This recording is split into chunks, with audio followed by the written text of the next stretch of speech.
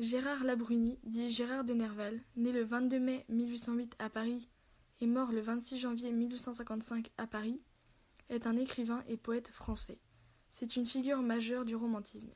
Il est essentiellement connu pour ses poèmes et ses nouvelles. Dès 1841, il est sujet à des hallucinations et à des crises de folie dont il s'inspire dans ses écrits.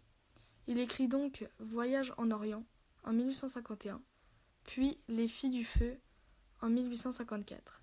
Dans ce recueil de nouvelles, dont chacune d'entre elles porte un nom féminin, l'auteur cherche à atteindre la figure de la femme inaccessible. Le recueil a également une dizaine de sonnets regroupés sous le titre Les Chimères. De Nerval est retrouvé pendu en 1855. Après sa mort, une dernière œuvre apparaît, Aurélia, qui marque sa volonté de fuir le réel par le rêve.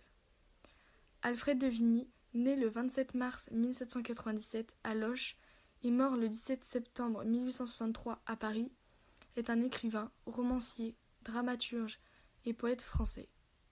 C'est une figure influente du romantisme.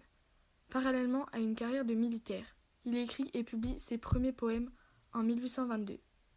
Avec la publication de 5 mars en 1826, il contribue au développement du roman historique français.